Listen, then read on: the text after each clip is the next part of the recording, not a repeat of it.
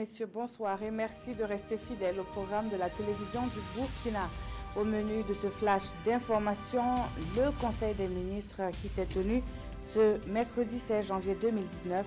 Les membres du gouvernement ont pris plusieurs décisions, au nombre desquelles l'indemnisation des corps paramilitaires ayant subi un préjudice dans l'exercice de leurs fonctions. Des mesures humanitaires ont également été prises et qui vont coûter 13 milliards de francs CFA pour une période de 6 mois. Par ailleurs, le ministre de la Sécurité confirme l'enlèvement d'un Canadien dans un site de prospection aurifère hier soir à Tiamboubou. À la veille de la tenue de ce Conseil des ministres, la chef du département en charge de la solidarité nationale était à Foubé. Le village, situé à une cinquantaine de kilomètres de la commune rurale de Barsalgo, accueille les réfugiés de Gassalaki, un village qui a subi de récentes attaques terroristes. Marie-Laurence Marchal s'est dit porteuse d'un message du président du Faso.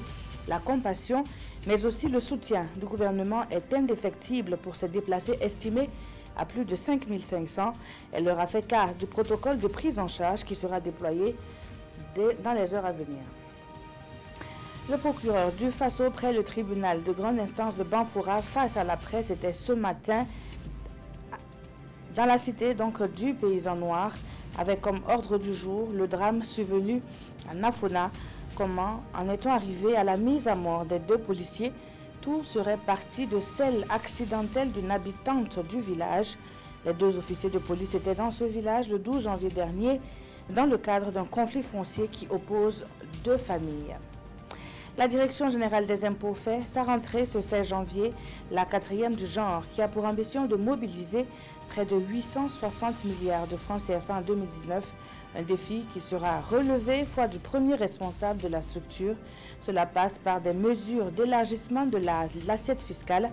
Au cours d'une conférence de presse donnée à l'issue de la cérémonie officielle de cette 4e rentrée de la DGI, les journalistes ont été édifiés sur ces mesures qui se veulent innovantes. C'est en fauteuil roulant que le président Ali Bongo a ouvert puis clos la cérémonie de prestation de serment du nouveau gouvernement gabonais conformément à la Constitution.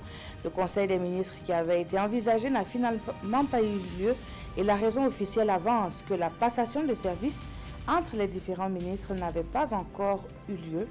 La cérémonie s'est déroulée hier mardi à Libreville et une source proche de la présidence confie que le président Bongo a regagné Rabat ce mercredi pour y poursuivre sa convalescence.